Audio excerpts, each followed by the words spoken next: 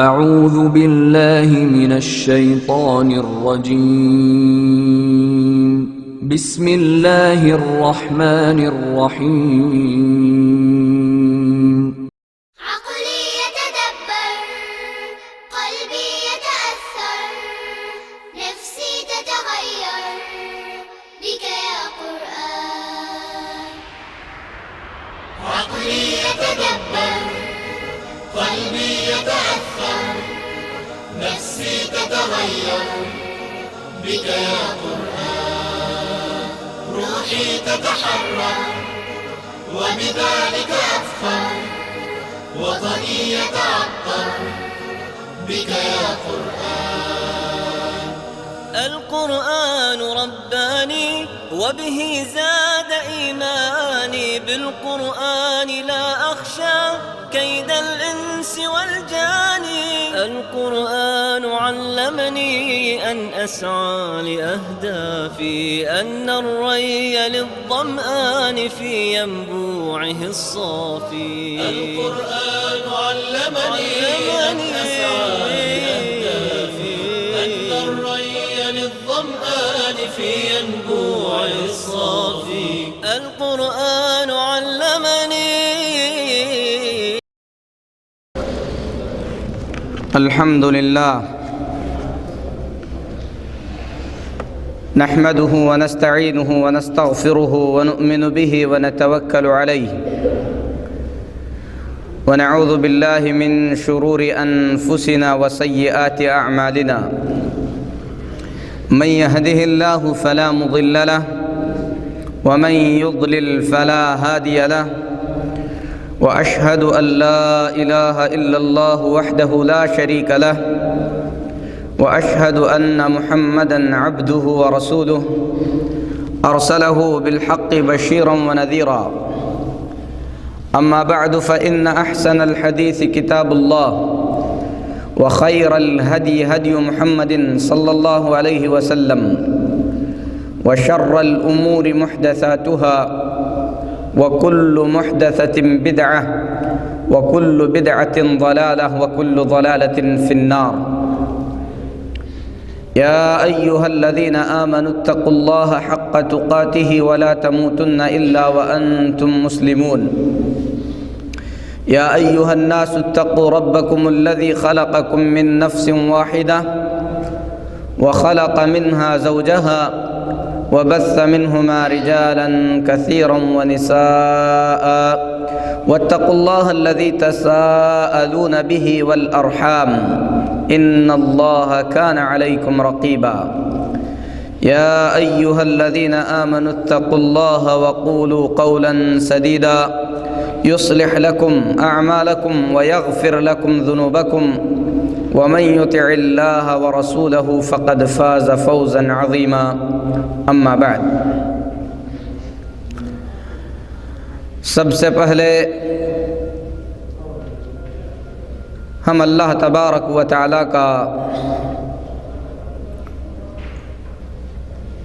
شکر ادا کرتے ہیں اس کی بے شمار نعمتوں پر بالخصوص نعمت اسلام پر اور ہم اللہ رب العالمین سے دعا کرتے ہیں کہ اللہ تبارک و تعالی زندگی بھر اس عظیم نعمت کو سمجھ کر اس کے مطابق عمل کرنے کی توفیق عطا فرمائے اور جب اللہ تبارک و تعالی ہم تمام کو وفات عطا فرمائے تو ایمان اور اسلام کی حالت میں وفات عطا فرمائے۔ میرے محترم بھائیو، اللہ تبارک و تعالی نے اس کائنات کو پیدا فرمایا۔ اس کائنات میں اللہ رب العالمین نے انسان کو پیدا کیا اور انسان کو پیدا کرنے کے ساتھ ساتھ اللہ رب العالمین نے اس کا جوڑا بھی پیدا فرمایا، بلکہ قرآن پاک میں اللہ رب العالمین فرماتا ہے وَمِن كُلِّ شَيْءٍ خَلَقْنَا زَوْجَيْنِ لَعَلَّكُمْ تَشْكُرُونَ، ہم نے ہر چیز کے جوڑے بنائے ہیں، ہر چیز کو اللہ تبارک و تعالی نے جوڑا جوڑا پیدا کیا ہے۔ اور بالخصوص انسان کی تخلیق کے سلسلے میں اللہ تبارک و تعالی فرماتا ہے وَمِنْ آيَاتِهِ أَنْ خَلَقَ لَكُم مِّنْ أَنفُسِكُمْ أَزْوَاجًا لِتَسْكُنُوا إِلَيْهَا، اللہ تبارک و تعالی کی نشانیوں میں سے، اللہ تبارک و تعالی کی آیتوں میں سے ایک آیت اور ایک نشانی یہ بھی ہے کہ اس نے تمہیں انسانوں میں سے تمہارے لیے تمہاری بیویاں بنایا، لِتَسْكُنُوا إِلَيْهَا، ایسا اللہ تبارک و تعالی نے اس لیے کیا تاکہ تمہیں اس جوڑے کے ذریعے، ان بیویوں کے ذریعے سکون حاصل ہو سکے۔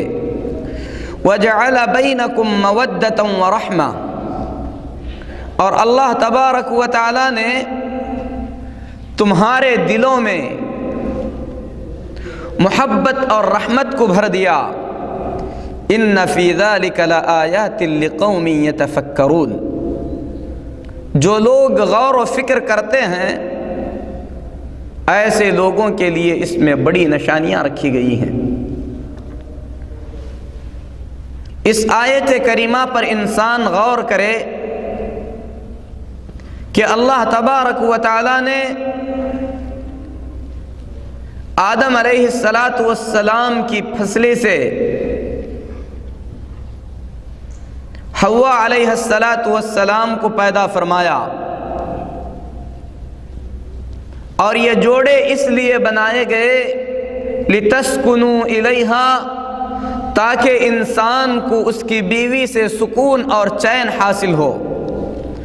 اور اللہ تبارک و تعالی کی عجیب و غریب نشانی یہ ہے کہ شادی کے رشتے میں بندھے جانے کے بعد ایک دوسرے سے ایسی محبت اور ایسا پیار کرتے ہیں جس کی مثال نہیں ملتی۔ شوہر کے دل میں بیوی کی محبت، بیوی کے دل میں شوہر کی محبت، یہ اللہ رب العالمین کی نشانیوں میں سے ایک عظیم نشانی ہے۔ اور یہ نشانی اللہ کے وہ بندے دیکھ سکتے ہیں جو بندے اللہ تبارک و تعالیٰ کی آیتوں میں غور و فکر کرتے ہیں۔ تو یہ اللہ رب العالمین کا نظام ہے کہ اس نے مرد و عورت کو پیدا کیا، اور اللہ تبارک و تعالی انسانوں کو یہ تعلیم دیتا ہے کہ جوانی کی دہلیز پر پہنچنے کے بعد انسانی فطرت کے اندر جو غریزہ رکھا گیا ہے، شادی کے ذریعے انسان فطرت کے اس تقاضے کو پورا کرے، بلکہ دین اسلام وہ عظیم دین ہے جو اپنے ماننے والوں کو نکاح کی ترغیب دیتا ہے۔ قرآن پاک میں اللہ رب العالمین فرماتا ہے وَلَقَدْ أَرْسَلْنَا رُسُلًا مِّن قَبْلِكَ وَجَعَلْنَا لَهُمْ أَزْوَاجًا وَذُرِّيَّةً، اے محمد صلی اللہ علیہ وسلم، آپ سے پہلے ہم نے بہت سارے انبیاء اور رسول بھیجے، اور ان تمام انبیاء اور رسولوں کو ہم نے بیوی بچوں سے نوازا۔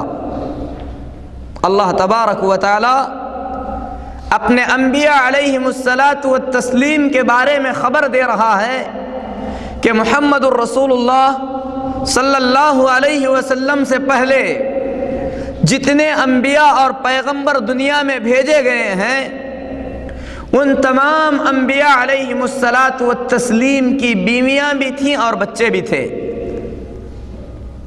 سوائے حضرت عیسیٰ علیہ الصلاۃ والسلام کے۔ اسی طریقے سے حضرت یحییٰ علیہ الصلاۃ والسلام کے۔ حضرت یحییٰ اور عیسیٰ علیہ الصلاۃ والسلام کے علاوہ جتنے بھی انبیاء دنیا میں بھیجے گئے، ان تمام انبیاء علیہم الصلاۃ والتسلیم کو اللہ تبارک و تعالی نے بیویاں بھی عطا فرمایا اور بچے بھی عطا فرمایا۔ اور اللہ کے رسول صلی اللہ علیہ وسلم فرماتے ہیں، ترمذی شریف کی حدیث ہے، حدیث کے راوی حضرت ابو ایوب انصاری رضی اللہ تعالی عنہ ہیں، فرماتے ہیں قال رسول اللہ صلی اللہ علیہ وسلم، رسول اللہ صلی اللہ علیہ وسلم نے فرمایا اربع من سنن المرسلین، 4 چیزیں نبیوں کی سنتوں میں سے داخل ہیں۔ 4 چیزیں انبیاء علیہم الصلاۃ والتسلیم کی سنت ہیں۔ الحیا، ان میں سے پہلی چیز ہے حیا کرنا، شرم کرنا۔ آدمی بے حیا نہ بنے، بے شرم نہ بنے۔ اور اللہ کے رسول صلی اللہ علیہ وسلم فرماتے ہیں الحیاء شعبۃ من شعب الایمان، حیا اور شرم ایمان کے حصوں میں سے ایک حصہ ہے۔ دوسری روایت میں اللہ کے رسول صلی اللہ علیہ وسلم فرماتے ہیں اذا لم تستحی فاصنع ما شئت، اگر تمہارے اندر شرم نہیں ہے تو جو چاہے کرو۔ یعنی جس آدمی میں حیا نہیں ہے، جس آدمی میں شرم نہیں ہے، وہ کچھ بھی کر سکتا ہے۔ تو شرم اور حیا یہ انبیاء علیہم الصلاۃ والتسلیم کی سنتوں میں سے ایک سنت ہے۔ والتعطر، اسی طریقے سے خوشبو کا استعمال کرنا، عطر لگانا، یہ انبیاء علیہم الصلاۃ والتسلیم کی سنتوں میں سے ایک سنت ہے۔ اور رسول اللہ صلی اللہ علیہ وسلم فرماتے ہیں حبب الی من دنیاکم الطیب والنساء، اس دنیا کی چیزوں میں سے مجھے خوشبو اور عورتوں سے پیار ہو گیا ہے، یعنی امہات المؤمنین رضی اللہ تعالی عنہن مراد ہیں کہ نبی کریم صلی اللہ علیہ وسلم خوشبو کو بہت زیادہ پسند کیا کرتے تھے۔ خوشبو یہ نبیوں کی سنتوں میں سے ایک سنت ہے۔ والسواک، اسی طریقے سے مسواک کرنا یہ انبیاء کی سنتوں میں سے ایک سنت ہے۔ والنکاح، اور نبیوں کی سنتوں میں سے ایک سنت یہ ہے کہ آدمی جب نکاح کی عمر کو پہنچ جائے، شادی کی عمر کو پہنچ جائے تو شادی کر لیا کرے۔ بلکہ نبی کریم صلی اللہ علیہ وسلم نے ان لوگوں کی مذمت فرمائی ہے، ان لوگوں کی برائی کی ہے جو لوگ شادی کی طاقت رکھنے کے باوجود شادی نہیں کرنا چاہتے۔ 3 شخص امہات المؤمنین کے پاس آئے، انہوں نے رسول اللہ صلی اللہ علیہ وسلم کی ازواج مطہرات سے نبی کریم صلی اللہ علیہ وسلم کی عبادت کے بارے میں پوچھا۔ جب انہیں بتایا گیا کہ اللہ کے نبی صلی اللہ علیہ وسلم کس طریقے سے عبادت کرتے ہیں، تو انہوں نے نبی کریم صلی اللہ علیہ وسلم کی عبادتوں کو کم سمجھا اور ساتھ ہی انہوں نے اس کی یہ تعلیل بیان کی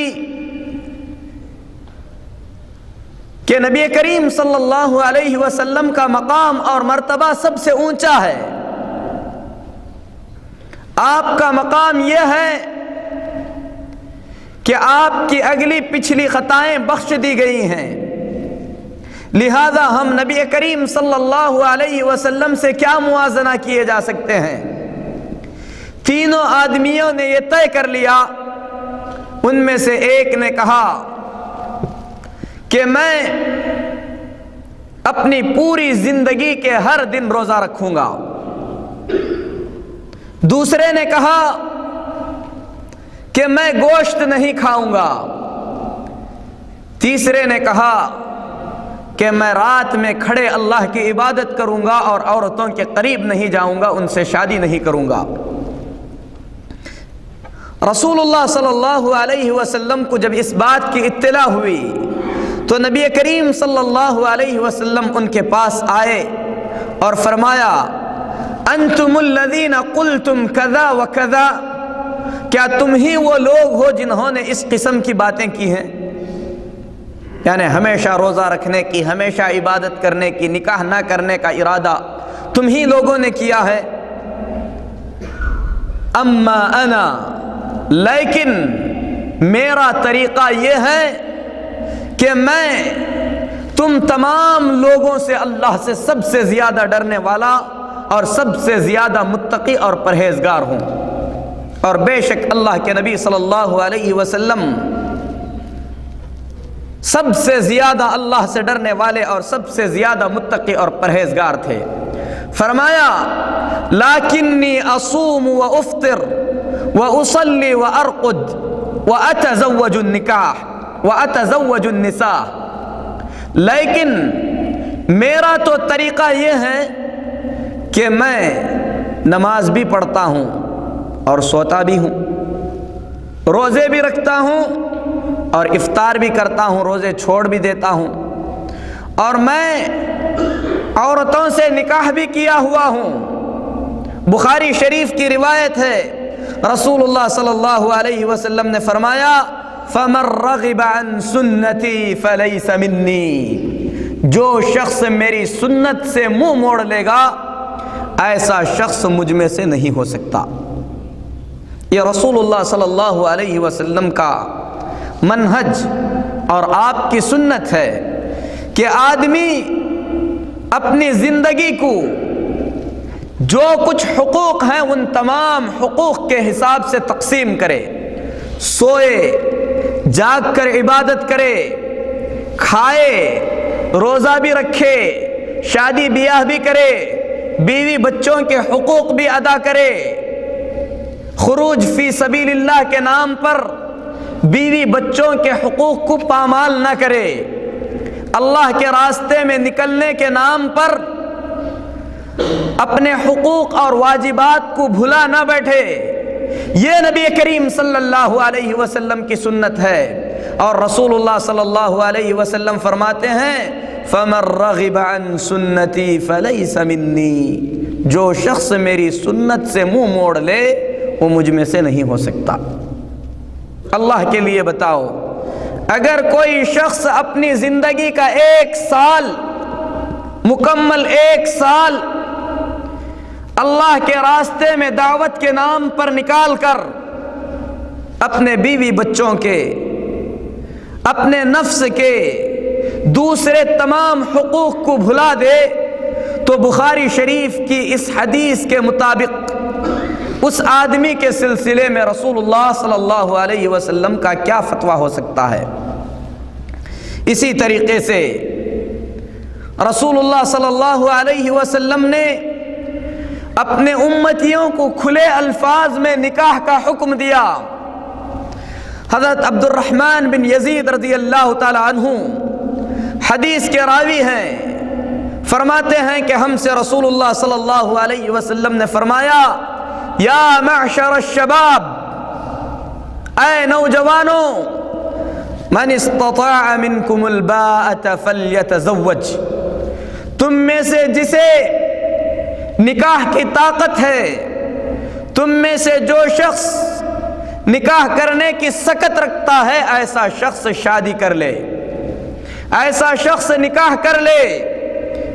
فَإِنَّهُ أَغَضُّ لِلْبَصَرِ، نکاح کا فائدہ یہ ہوگا کہ نکاح کرنے کے بعد آدمی کی آنکھیں جھک جائیں گی، نظروں کی حفاظت ہوگی، عورتوں کی جانب اس کی نظریں نہیں دوڑیں گی۔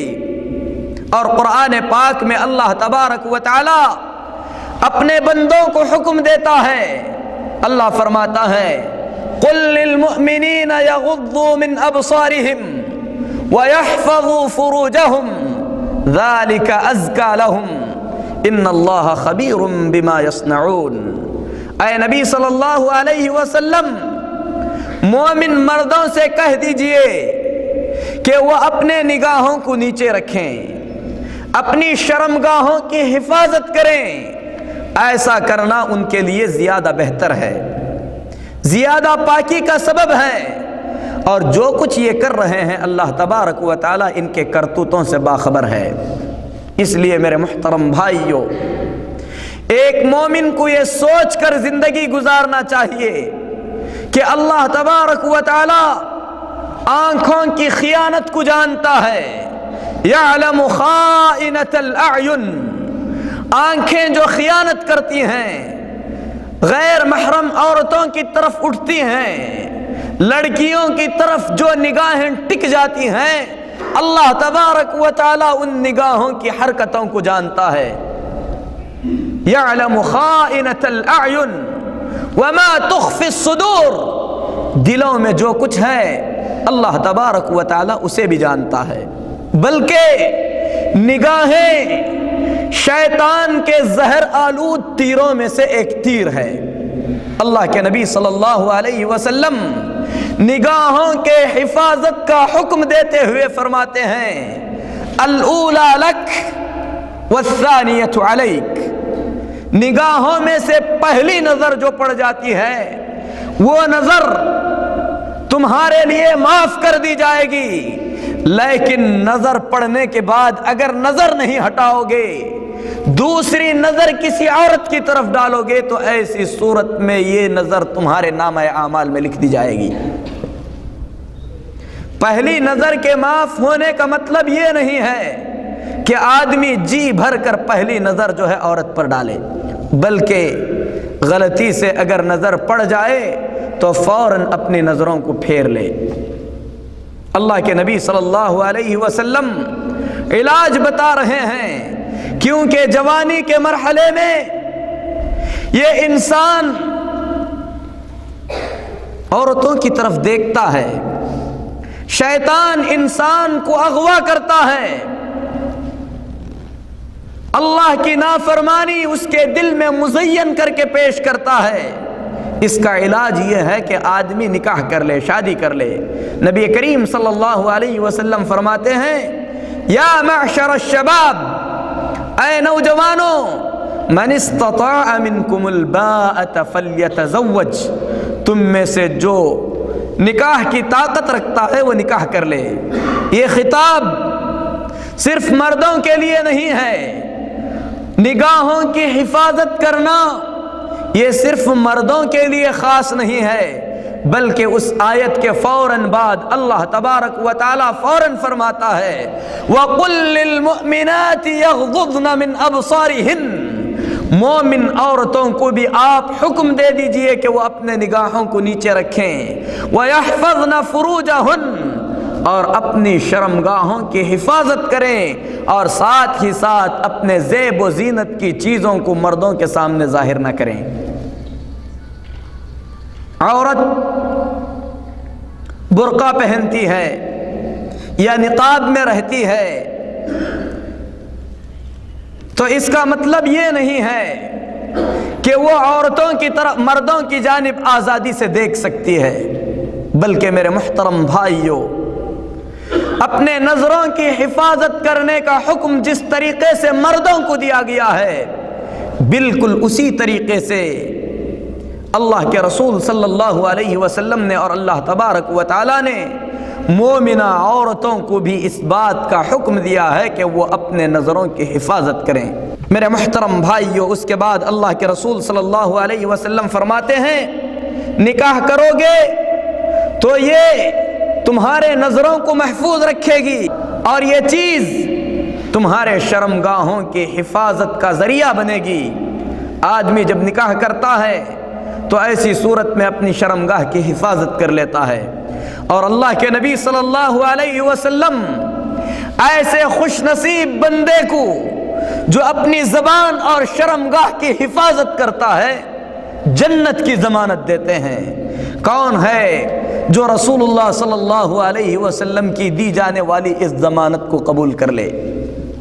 ضمانت ہے رسول اللہ صلی اللہ علیہ وسلم کی جانب سے ایسے بندے کے لیے جو اپنے شرمگاہ اور اپنی زبان کی حفاظت کرتا ہے کہ اللہ تبارک و تعالیٰ اسے جنت میں داخل کرے گا۔ یہ حکم، یہ ضمانت جس طریقے سے مردوں کو دیا گیا ہے بالکل اسی طریقے سے میرے محترم بھائیوں عورتوں کو بھی دیا گیا ہے۔ عورتیں اگر اپنے زبان کی حفاظت کریں، اپنے شرمگاہوں کی حفاظت کریں تو اللہ کے نبی صلی اللہ علیہ وسلم کی اس ضمانت میں داخل ہو جائیں گی۔ وَمَن لَّمْ يَسْتَطِعْ، جس کے اندر نکاح کی طاقت نہیں ہے، جو نکاح نہیں کر پاتا ہے، ایسے شخص کے لیے رسول اللہ صلی اللہ علیہ وسلم نے راستہ بتلایا، فرمایا کہ ایسا شخص روزہ رکھے فعلیہ بالصوم، ایسا شخص روزہ رکھے فإنہ لہ وجاء، کیونکہ روزہ اسے بدکاری اور بے حیائی سے ڈھال بنے گا۔ آدمی جب روزہ رکھے گا تو ایسی صورت میں اللہ تبارک و تعالیٰ کے مراقبے کو زیادہ محسوس کرے گا، اپنے آپ کو گناہوں سے محفوظ رکھے گا۔ اسی طریقے سے جب آدمی روزہ رکھے گا تو میرے محترم بھائیوں کھانے پینے کی قلت سے اس کے اندر شہوتیں کم ہو جائیں گی۔ شریعت اسلامیہ کے اندر جب نکاح پر ابھارا گیا ہے تو میرے محترم بھائیوں ہم تمام کو چاہیے کہ ہم میں سے جو جوانی کی دہلیز کو پہنچ چکے ہیں، اپنے اندر نکاح کی طاقت محسوس کرتے ہیں، کوشش کریں کہ جلد از جلد اس نیک کام کو انجام دے دیں، اور ہم اللہ سے دعا کرتے ہیں کہ اللہ تبارک و تعالی ہمارے نوجوانوں کے لیے اس کام کو آسان فرمائے۔ ماشاءاللہ اتنی زور سے آمین جو ہے کبھی نہیں سنائی دیا گیا۔ میرے محترم بھائیوں، نکاح کے لیے جب رسول اللہ صلی اللہ علیہ وسلم نے اس انداز سے ابھارا اور یہ تعلیم دی گئی کہ یہ انبیاء علیہم الصلاۃ والتسلیم کی سنت ہے، بلکہ رسول اللہ صلی اللہ علیہ وسلم نے اس چیز کا حکم بھی دیا ہے، اور اللہ تبارک و تعالی اس عظیم کام کو پسند بھی فرماتا ہے، بلکہ اللہ تبارک و تعالی اپنے اس بندے کی مدد کرنے کا وعدہ فرماتا ہے جو اپنی عفت اور اپنی عصمت کی حفاظت کے خاطر شادی کرنا چاہتا ہے۔ اللہ کے نبی صلی اللہ علیہ وسلم فرماتے ہیں 3 قسم کے آدمی ایسے ہیں جن کی مدد کی ذمہ داری اللہ تبارک و تعالیٰ کی ہے۔ ان میں سے ایک خوش نصیب وہ ہے جو شادی کرنا چاہتا ہے اور اس کا مقصد یہ ہو کہ اس شادی کے ذریعے وہ اپنی عفت اور اپنے عزت کی حفاظت کرے۔ جب شادی کے لیے تیار ہو جائیں، شادی کا ارادہ کر لیں، تو میرے محترم بھائیوں یہاں پر اسلام ہمیں کچھ باتوں کی تعلیم دیتا ہے۔ سب سے پہلے یہ سوچنا چاہیے کہ آدمی یا عورت، لڑکا یا لڑکی اپنے زندگی کے سفر کو آگے بڑھانے کے لیے کس قسم کے جوڑے کا انتخاب کرے۔ بخاری شریف میں حضرت ابو ہریرہ رضی اللہ تعالی عنہ سے روایت ہے، نبی کریم صلی اللہ علیہ وسلم فرماتے ہیں تنکح المرأة لأربع، عام طور پر 4 چیزوں کو دیکھ کر دنیا میں شادیاں کی جاتی ہیں۔ 4 قسم کی چیزیں ایسی ہیں عام طور پر شادی کے سلسلے میں دیکھی جاتی ہیں۔ لمالہا، کوئی شخص عورت کے مال کے خاطر شادی کرتا ہے۔ ولحسبہا، اور کوئی شخص عورت کے خاندان کو دیکھ کر شادی کرتا ہے۔ ولجمالہا، اور کوئی شخص عورت کے حسن و جمال کو دیکھ کر شادی کرتا ہے۔ لیکن اگر غور کیا جائے تو یہ ساری کی ساری چیزیں زائل ہونے والی چیزیں ہیں۔ مال کبھی بھی ختم ہو سکتا ہے، اسی طریقے سے حسب اور نسب، اونچا خاندان بغیر دین کے کوئی فائدہ مند نہیں ہے۔ ابو جہل، ابو لہب عرب کے معزز ترین خاندانوں سے تعلق رکھتے تھے، لیکن حبشہ کے رہنے والے بلال رضی اللہ تعالی عنہ، جن کا خاندان قریش کے خاندان کے سامنے قابل ذکر نہیں ہے، لیکن میرے محترم بھائیوں، کہاں ہے بلال کا مقام اور کہاں ہے ابو جہل اور ابو لہب کا مقام؟ اس لیے خاندان پر فخر کرنا، حسب نسب پر فخر کرنا، یہ جاہلیت کی عادتوں میں سے ایک عادت ہے۔ مال ختم ہونے والی چیز ہے، حسب اور نسب ختم ہونے والی چیز ہے۔ کچھ لوگ بلکہ اکثر لوگ عورت کے حسن و جمال کو دیکھ کر شادی کرتے ہیں، اور حسن و جمال کوئی دائمی چیز نہیں ہے۔ عمر کے ساتھ ساتھ عورت کا حسن و جمال بھی ختم ہو جاتا ہے۔ اسی لیے اللہ کے نبی صلی اللہ علیہ وسلم نصیحت فرماتے ہیں، وَلِدِينِهَا، کچھ لوگ عورت کے دینداری کو دیکھ کر شادی کرتے ہیں، فَاظْفَرْ بِذَاتِ الدِّينِ تَرِبَتْ يَدَاكَ، تمہارا بھلا ہو، عورت کی دینداری کو دیکھ کر شادی کرو۔ یہ انسان کا معیار ہونا چاہیے کہ انسان عورت کی دینداری کے خاطر عورت سے شادی کرے۔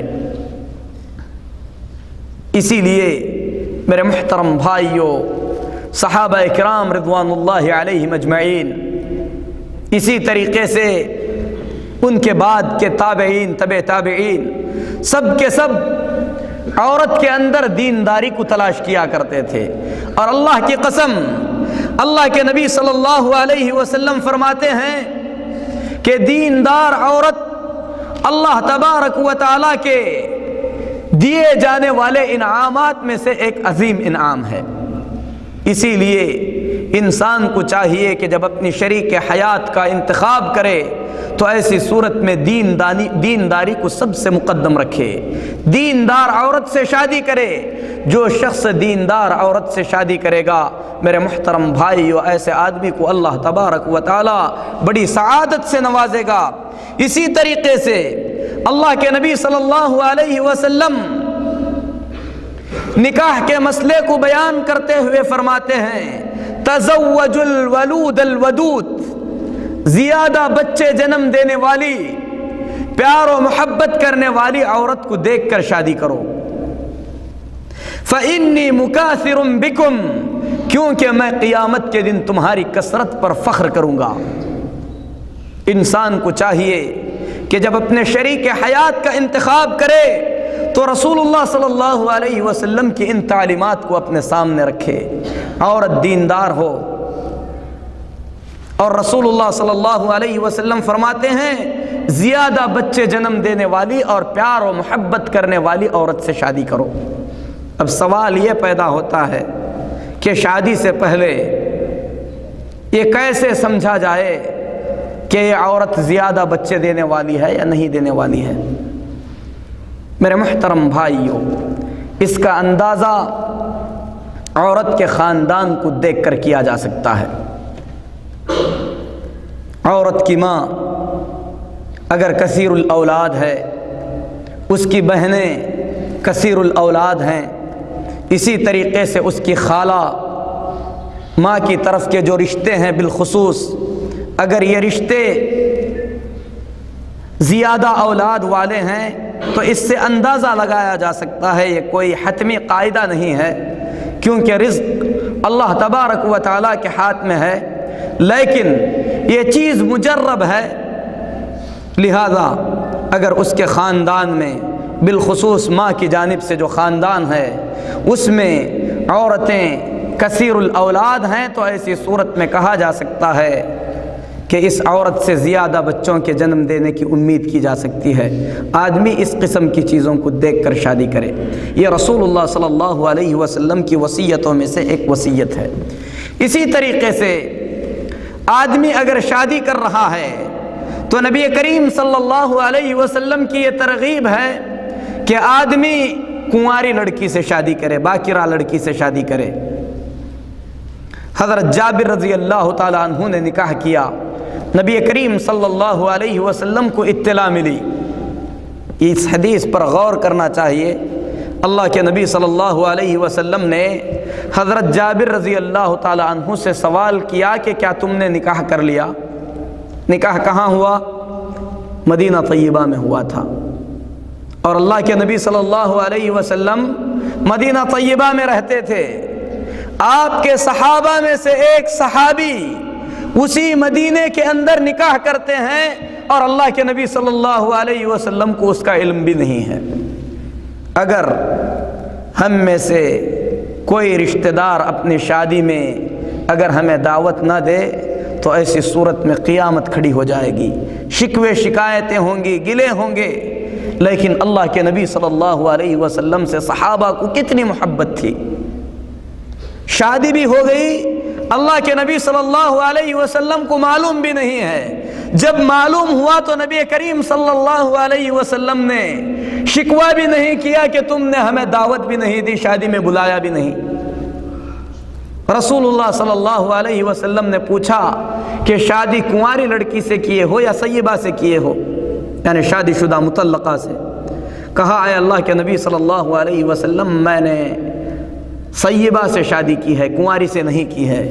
نبی کریم صلی اللہ علیہ وسلم نے فرمایا ہلا بکرن تلاعبک وتلاعبها، کسی کنواری لڑکی سے شادی کر لیے ہوتے تو وہ تم کو ہنساتی اور تم اسے ہنساتے۔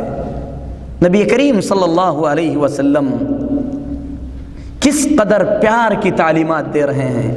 ہم اپنی زندگیوں کے اندر رومانس غرب میں تلاش کرتے ہیں، غرب کی فلمیں دیکھتے ہیں کہ وہ بڑے رومانسی ہوتے ہیں، فلموں میں تلاش کرنے کی کوشش کرتے ہیں۔ پورا محاضرہ سنیے انشاءاللہ۔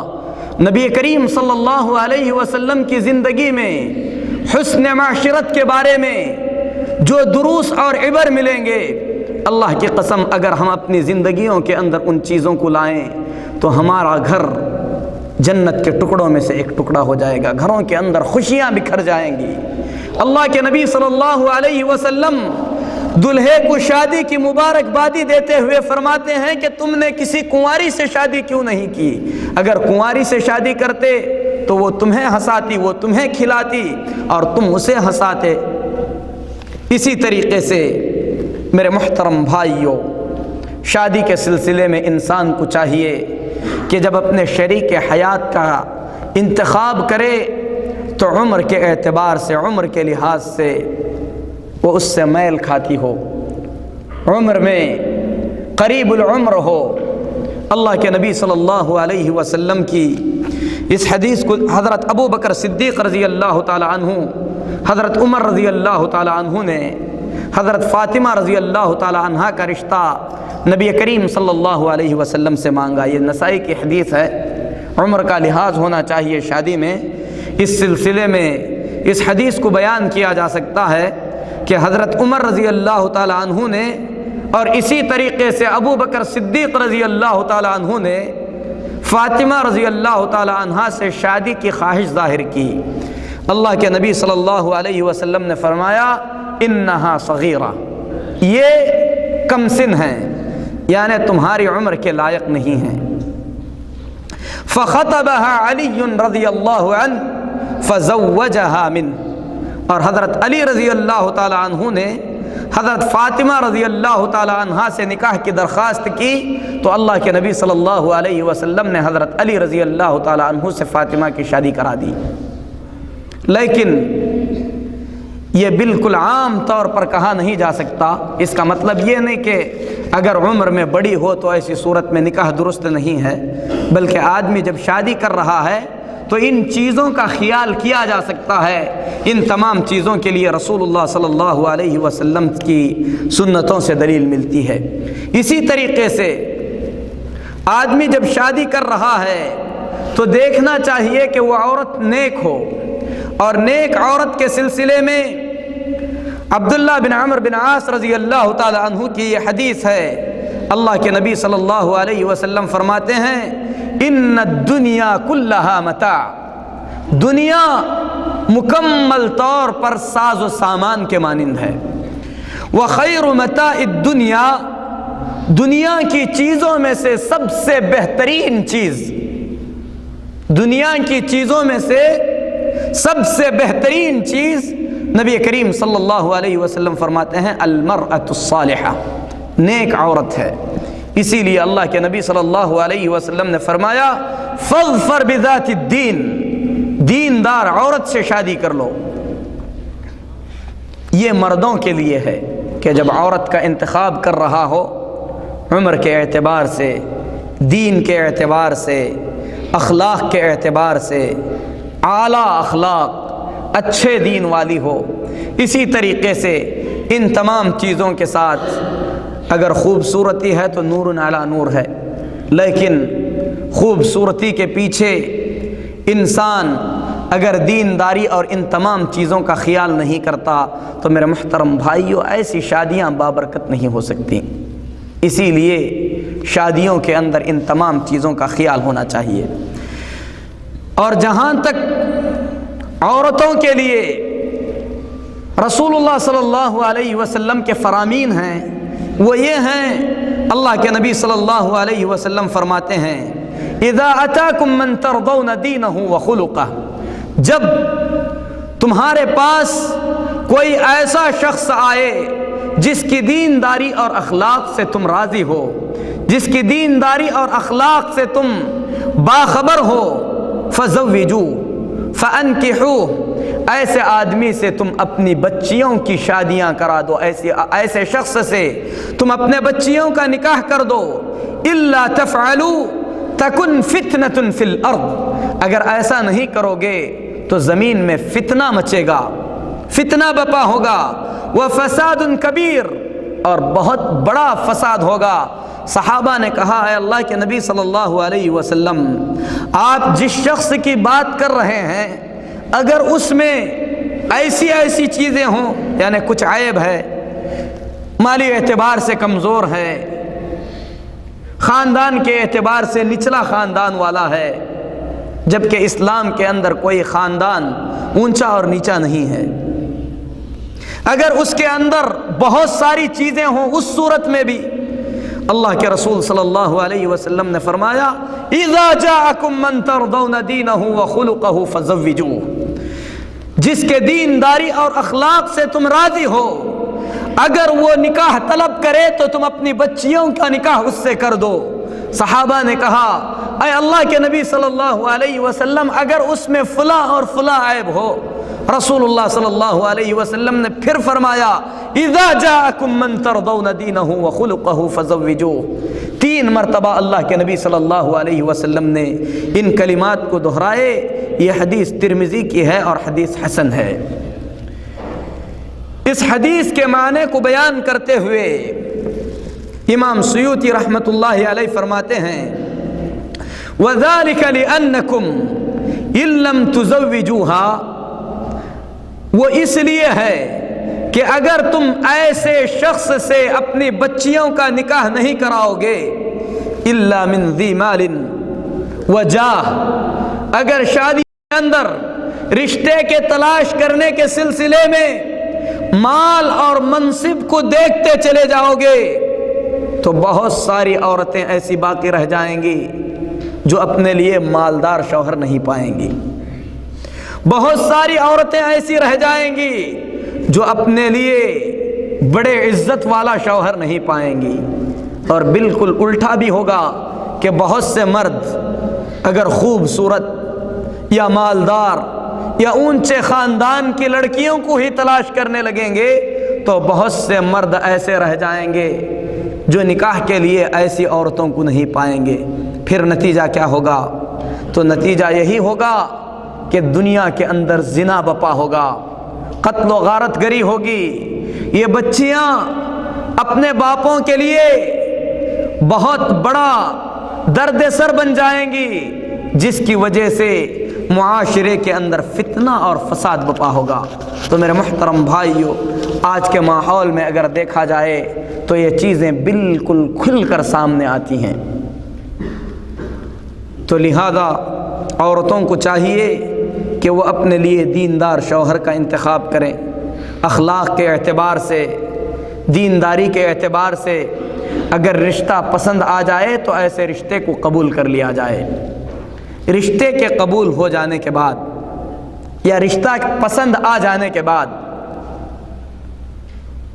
شادی کے موضوع پر جو دوسرا قدم بڑھایا جاتا ہے، عربی زبان میں اسے خطبہ کہتے ہیں، جسے عام طور پر ہماری زبانوں میں منگنی کہتے ہیں، یعنی رشتہ طلب کرنا، رشتے کو مانگنا۔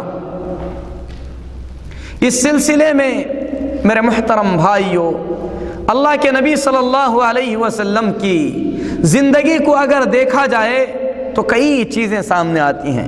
یعنی رشتہ پسند آ گیا، کسی کا رشتہ آپ جو ہے مانگنا چاہتے ہیں، تو سب سے پہلا مسئلہ یہ ہے کہ پہل کون کرے گا۔ رسول اللہ صلی اللہ علیہ وسلم کی اگر حدیثوں کو دیکھا جائے تو ایسی صورت میں اس سلسلے میں یہ بھی ملتا ہے کہ لڑکا بذات خود جس لڑکی سے شادی کرنا چاہتا ہے اس کے رشتہ داروں سے اس لڑکی کا رشتہ مانگ سکتا ہے۔ اسی طریقے سے لڑکے کے جو ذمہ دار ہیں وہ بھی اس لڑکی سے رشتہ مانگ سکتے ہیں، اور یہ بھی جائز ہے کہ لڑکی والے بذات خود آگے بڑھ کر لڑکے والوں سے لڑکے کا رشتہ طلب کریں۔ ان تمام چیزوں کے لیے نبی کریم صلی اللہ علیہ وسلم کی سنتوں میں دلیلیں موجود ہیں۔ سب سے پہلے میں یہ وہ حدیث بیان کرتا ہوں جس سے یہ پتہ چلتا ہے کہ لڑکی کا ذمہ دار، لڑکی کے ذمہ دار لڑکے والوں سے رشتہ طلب کریں۔ اس سلسلے میں بخاری اور نسائی کی حدیث ہے، اللہ کے رسول صلی اللہ علیہ وسلم کے پاس حضرت حفصہ بنت عمر رضی اللہ تعالی عنہ کا رشتہ لے کر عمر رضی اللہ تعالی عنہ پہنچتے ہیں۔ یعنی لڑکی والا خود آگے بڑھ کر جس سے نکاح کرانا چاہتا ہے لڑکے کا ہاتھ مانگے۔ تو اس سلسلے میں بخاری اور نسائی کی حدیث ہے کہ حضرت عمر رضی اللہ تعالی عنہ نے جب حضرت حفصہ رضی اللہ تعالی عنہ کے شوہر کا انتقال ہو گیا، حضرت حفصہ رضی اللہ تعالی عنہ حضرت عمر رضی اللہ تعالی عنہ کی بیٹی ہیں، اور یہ حضرت خنیس رضی اللہ تعالی عنہ کے نکاح میں تھیں۔ خنیس کا جب انتقال ہو گیا تو حضرت عمر رضی اللہ تعالی عنہ نے اپنی بیوہ بیٹی کا رشتہ حضرت ابو بکر صدیق رضی اللہ تعالی عنہ سے کرنا چاہا، عفواً بلکہ پہلے حضرت عثمان رضی اللہ تعالی عنہ سے کرنا چاہا، اور حضرت عثمان رضی اللہ تعالی عنہ کے سامنے حضرت عمر رضی اللہ تعالی عنہ نے اپنی بیٹی کا رشتہ پیش کیا تو حضرت عثمان رضی اللہ تعالی عنہ نے کچھ دنوں کی مہلت مانگی، پھر اس کے بعد کہا کہ ان دنوں میری شادی کا کوئی ارادہ نہیں ہے۔ پھر اس کے بعد حضرت عمر رضی اللہ تعالی عنہ نے حضرت ابو بکر صدیق رضی اللہ تعالی عنہ سے درخواست کی کہ وہ اپنی بیوہ بیٹی سے نکاح کر لیں۔ حضرت ابو بکر صدیق رضی اللہ تعالی عنہ نے بھی کوئی جواب نہیں دیا۔ پھر اس کے بعد حضرت عمر رضی اللہ تعالی عنہ کچھ غمگین سے ہو گئے۔ اللہ کے نبی صلی اللہ علیہ وسلم نے حضرت حفصہ رضی اللہ تعالی عنہا سے نکاح کر لیا، یعنی حضرت عمر رضی اللہ تعالی عنہ کی بیٹی حضرت حفصہ رضی اللہ تعالی عنہا سے اللہ کے نبی صلی اللہ علیہ وسلم نے نکاح کر لیا۔ جب نکاح ہو گیا تو ابو بکر صدیق رضی اللہ تعالی عنہ نے حضرت عمر رضی اللہ تعالی عنہ سے کہا کہ جس وقت تم نے حفصہ رضی اللہ تعالی عنہا سے نکاح کرنے کی مجھ سے بات کی تو اس وقت میں نے تم کو کوئی جواب نہیں دیا، ہو سکتا ہے اس وجہ سے تمہارے دل میں کوئی بات رہ گئی ہو۔ حضرت عمر رضی اللہ تعالی عنہ نے کہا کہ یہ چیز مجھے بری لگی۔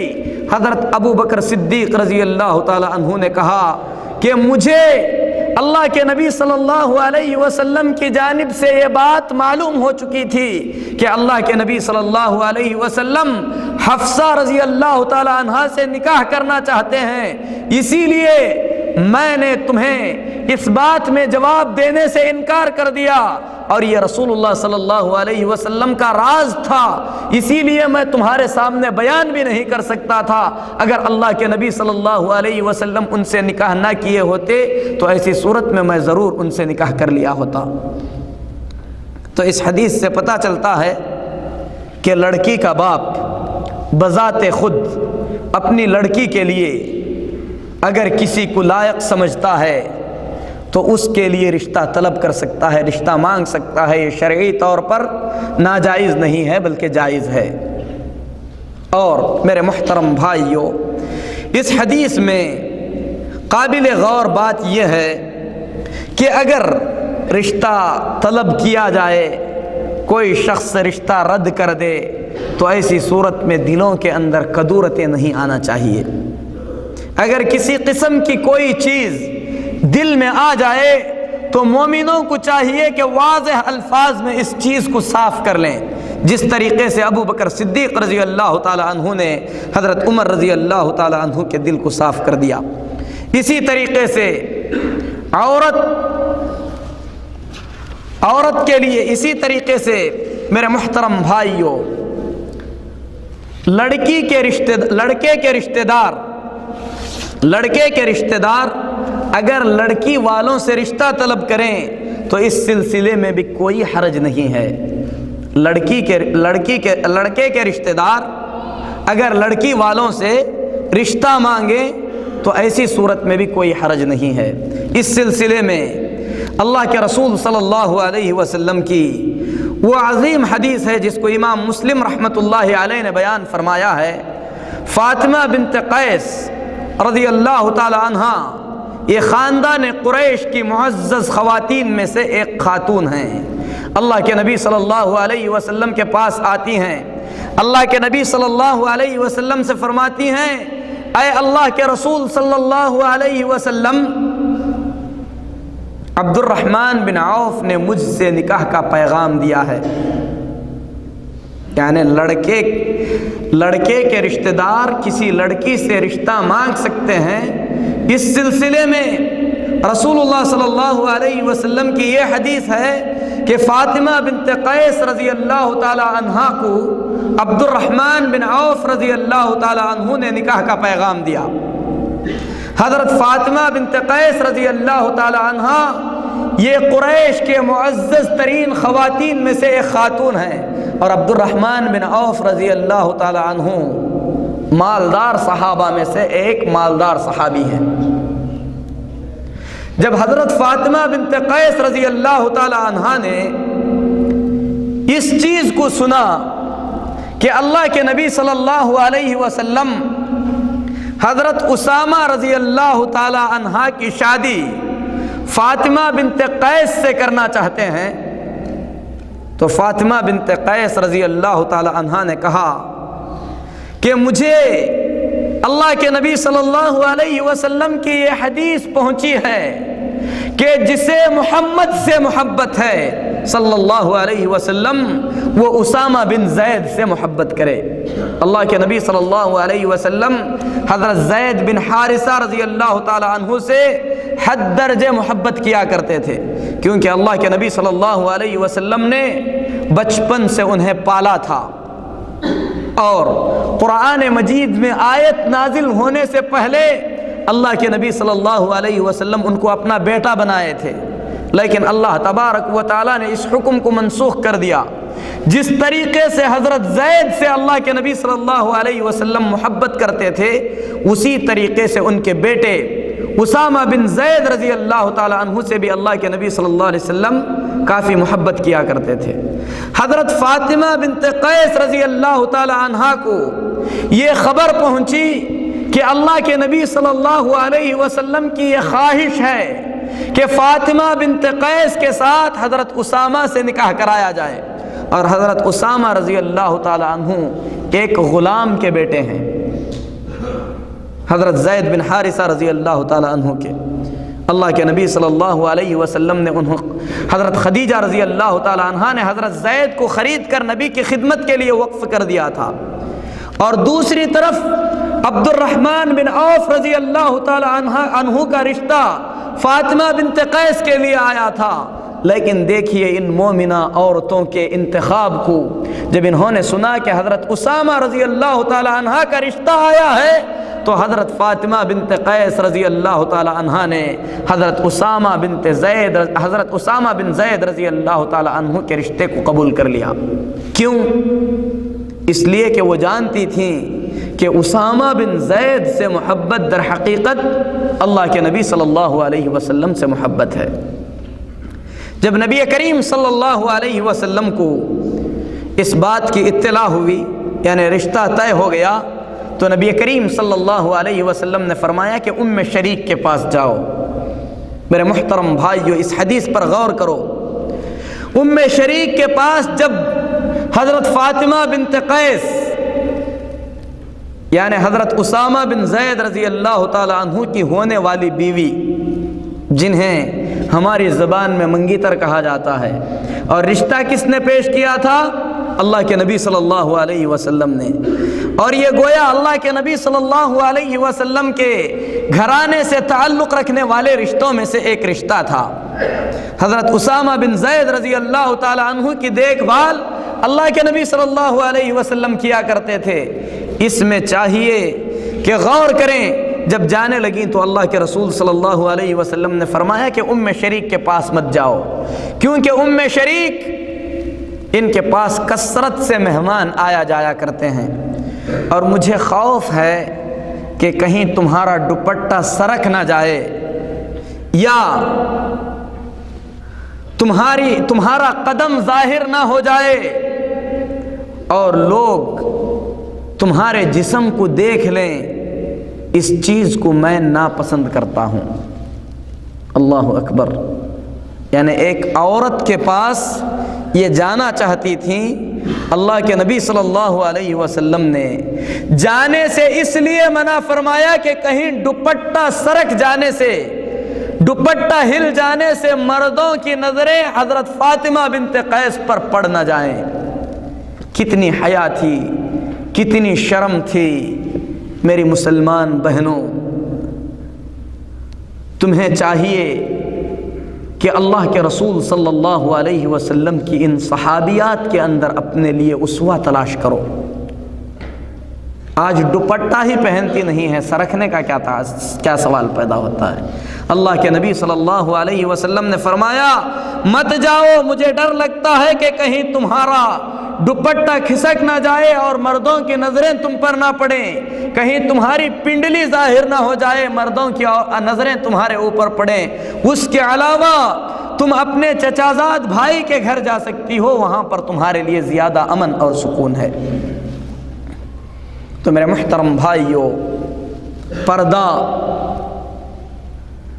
اپنے جسم کی حفاظت عورت پر انتہائی ضروری ہے، اور اللہ کے نبی صلی اللہ علیہ وسلم نے اس آخری زمانے میں ہونے والے فتنے کے بارے میں خبر دیتے ہوئے فرمایا تھا کہ میری امت کے دو قسم کے لوگ ایسے ہیں جن کو میں نے ابھی اپنی آنکھوں سے نہیں دیکھا ہے۔ ان میں سے کچھ حاکموں کے ایسے ظالم مددگار ہیں جن کے ہاتھوں میں گائے کے دموں کے مانند کوڑے ہوں گے جس سے وہ لوگوں کو مار رہے ہوں گے، اور دوسری قسم ان عورتوں کی ہے کاسیات عاریات، جو کپڑے پہن کر بھی ننگی ہوں گی۔ گویا کہ نبی کریم صلی اللہ علیہ وسلم نے اسی دور کی عورتوں کی طرف اشارہ فرمایا تھا۔ تو میرے محترم بھائیوں، ان احادیث سے پتہ چلتا ہے کہ لڑکے والوں کی جانب سے بھی نکاح کا پیغام لے جایا جا سکتا ہے، لڑکی والوں کے جانب سے بھی نکاح کا پیغام لے جایا جا سکتا ہے۔ جب نکاح کا پیغام دے دیا جائے تو ایسی صورت میں شریعت اس بات کی اجازت دیتی ہے کہ انسان اپنی منگیتر، مخطوبہ یعنی ہونے والی بیوی کو دیکھنے کی اجازت ہے۔ اس سلسلے میں نسائی کی روایت ہے، حضرت ابو ہریرہ رضی اللہ تعالی عنہ حدیث کے راوی ہیں، کہتے ہیں کہ ایک شخص نے انصاریہ عورتوں میں سے ایک عورت کے لیے نکاح کا پیغام دیا۔ اللہ کے رسول صلی اللہ علیہ وسلم نے اس صحابی سے کہا، ہل نظرت الیہا، کیا تم نے اپنی منگیتر کو دیکھا ہے؟ قال لا، اس نے کہا کہ میں نے نہیں دیکھا ہے۔ اللہ کے نبی صلی اللہ علیہ وسلم نے انہیں دیکھنے کا حکم دیا۔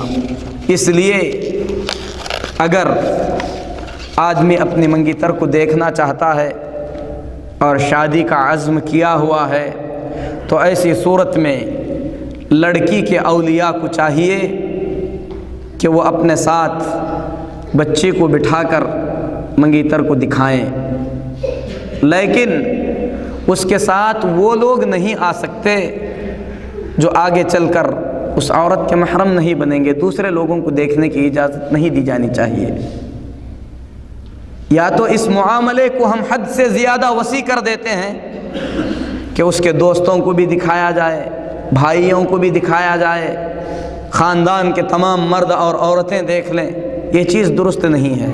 بلکہ اس سے بھی کچھ آگے بڑھ کر غرب کی تقلید میں نعوذ باللہ بہت سے لوگ اس حد تک آگے بڑھ جاتے ہیں کہ انہیں تنہائی میں تھوڑی دیر بات کرنے دیا جائے، بلکہ نعوذ باللہ یہ حقیقت ہے کہ اس دور میں شادی سے پہلے انہیں باہر جانے کی بھی اجازت دی جاتی ہے کہ 8-10 دن تک ساتھ میں رہیں گے، ایک دوسرے کے مزاج کو پہچان لیں گے۔ نعوذ باللہ یہ فتنے کے دروازے ہیں۔ میرے محترم بھائیوں، ان دروازوں کو بند کر دینا چاہیے۔ اگر رشتہ طے ہو جائے تو ایسی صورت میں بھی شریعت اس بات کی اجازت نہیں دیتی کہ کوئی شخص اپنی منگیتر سے تنہائی میں بات چیت کرے، فون پر بات کرے، اس چیز کی اجازت نہیں ہے، بلکہ لڑکی کے اولیاء کے سامنے لڑکے کو ایک بار دیکھنے کی اجازت دی جا سکتی ہے۔ اور اس کی حکمت اللہ کے رسول صلی اللہ علیہ وسلم نے دوسری حدیث میں یوں بیان فرمایا کہ ایسا کرنے سے محبت قائم رہے گی۔ تو میرے محترم بھائیوں، یہ رسول اللہ صلی اللہ علیہ وسلم کے بتائے ہوئے احکامات ہیں۔ شادی بیاہ کے اندر ہمیں ان احکامات کو ملحوظ رکھنا چاہیے۔ نکاح کا پیغام دے دیا گیا، آدمی نکاح کے لیے تیار ہے، اگر اپنی منگیتر کو دیکھنا چاہتا ہے تو دیکھنے کی اجازت دی جائے۔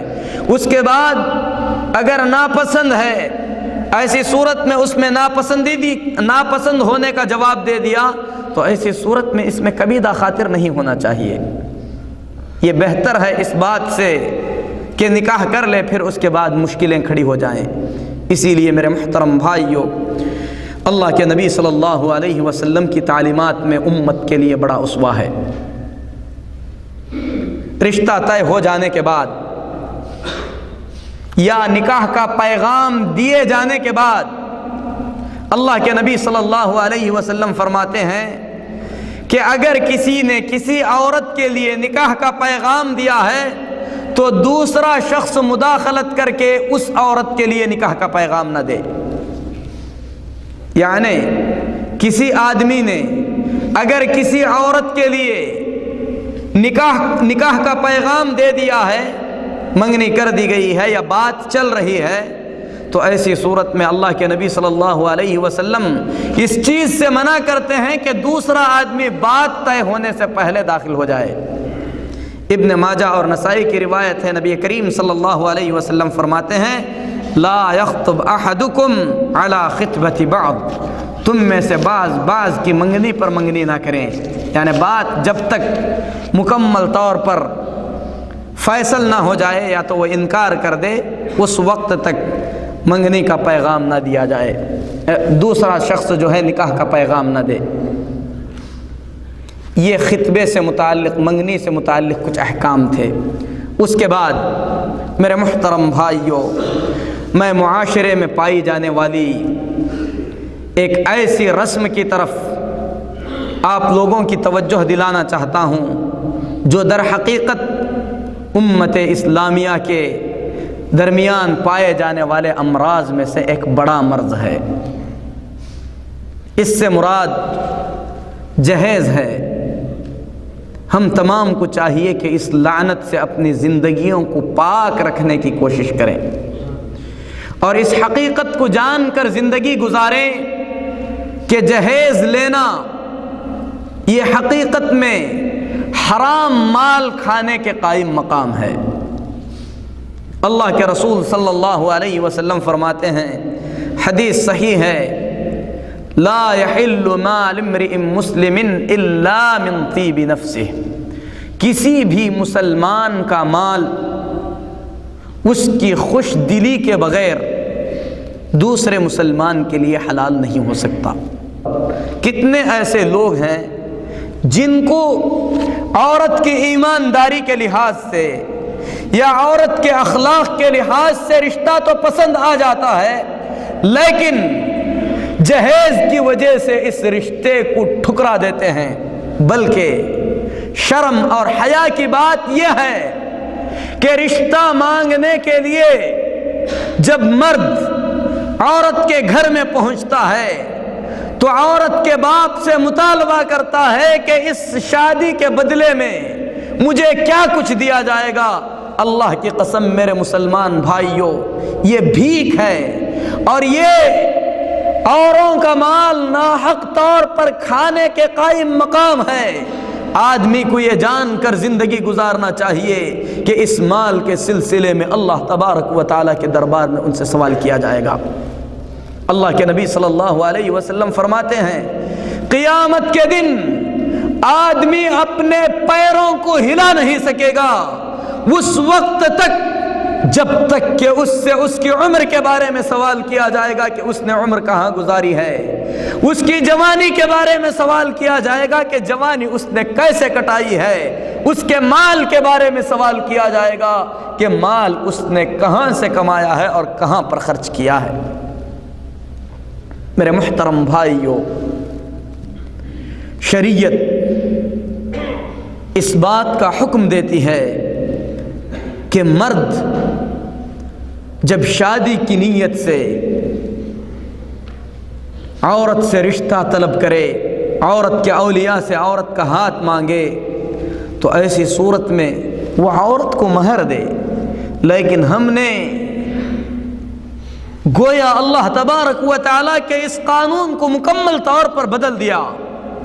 اسی لیے شادیاں، نکاح اس دور کے اندر اتنا مشکل کر دیا گیا، جس کے نتیجے میں بپا ہونے والا فساد آج ہمارے سامنے واضح ہے۔ میرے محترم بھائیوں، اگر کسی شخص نے جہیز لے کر شادی کر لیا ہے تو اسے یہ سوچ کر زندگی گزارنا چاہیے کہ ناحق طور پر اس نے اپنے ساس اور سسر کا مال ہڑپا ہے، اس مال کو موت سے پہلے ادا کرنا اور اس سے توبہ کرنا اس کی زندگی کے اندر انتہائی ضروری ہے، ورنہ یہ بات بعید نہیں کہ قیامت کے دن اللہ تبارک و تعالیٰ اس مال کے بارے میں اس سے سوال کرے گا۔ اگر کوئی شخص لیا ہے، سچے دل سے عہد کر لے کہ جو کچھ اس نے لیا تھا اس کو واپس کر دے۔ میرے محترم بھائیو، اس طریقے سے گویا ہم نے اللہ تبارک و تعالیٰ نے جو قانون بنایا ہے اس قانون کو ہم نے بدل دیا۔ ہرگز ہرگز یہ اسلامی رواج نہیں ہو سکتا، یہ رسول اللہ صلی اللہ علیہ وسلم کی سنت نہیں ہو سکتی، بلکہ یہ شادی کے اندر اعتداء اور ظلم ہے۔ اس ظلم کے بارے میں آدمی سے سوال کیا جائے گا، بلکہ اللہ تبارک و تعالی نے مردوں کو عورتوں پر فضیلت عطا فرمائی تو فضیلت کے سلسلے میں فرمایا الرجال قوامون علی النساء بما فضل اللہ بعضهم علی بعض وبما انفقوا من اموالهم۔ مردوں کو عورتوں پر فضیلت دی گئی ہے، اور یہ فضیلت اس لیے ہے کہ اللہ تبارک و تعالی جسے چاہتا ہے جس پر فضیلت عطا فرماتا ہے، اور فضیلت ملنے کا دوسرا بڑا سبب یہ ہے کہ مرد عورتوں پر خرچ کرتے ہیں۔ مرد کو چاہیے کہ وہ عورت پر خرچ کرے، عورت کے مال میں حصے داری نہ جتائے، عورت کے مال کو اپنا مال نہ سمجھے۔ تو میرے محترم بھائیوں، اللہ کے رسول صلی اللہ علیہ وسلم کی ان احادیث کو جان لینے کے بعد آدمی کو چاہیے کہ اپنی زندگی کے رویے کو بدلے۔ کچھ لوگ جو جہیز کو جائز قرار دینے کی ناممکن کوشش کرتے ہیں، وہ لوگ فاطمہ رضی اللہ تعالی عنہا کے نکاح اور ان کے شادی کے قصے سے دلیل لانے کی کوشش کرتے ہیں کہ اللہ کے رسول صلی اللہ علیہ وسلم نے حضرت علی رضی اللہ تعالی عنہ کو تھوڑا سا سامان عطا کیا تھا۔ میرے محترم بھائیوں، غور و فکر کا مقام یہ ہے کہ حضرت علی رضی اللہ تعالی عنہ کی تربیت کس نے کی تھی؟ علی رضی اللہ تعالی عنہ کو پالا کس نے تھا؟ ان کو بڑا کس نے کیا تھا؟ یہ نبی کریم صلی اللہ علیہ وسلم کے گھر میں پلے اور بڑے اور جوان ہوئے ہیں۔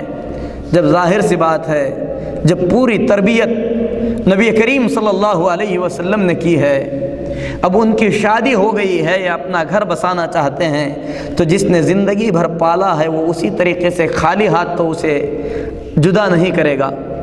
اللہ کے نبی صلی اللہ علیہ وسلم نے تھوڑا سا ساز و سامان دے دیا تو اس میں جہیز کی دلیل نہیں بن سکتی، کیونکہ رسول اللہ صلی اللہ علیہ وسلم نے اپنی اور بھی بیٹیوں کے نکاح کیے، لیکن کسی کو نبی کریم صلی اللہ علیہ وسلم نے جہیز میں کچھ بھی عطا نہیں کیا، اور یہ اللہ کی سنت ہے۔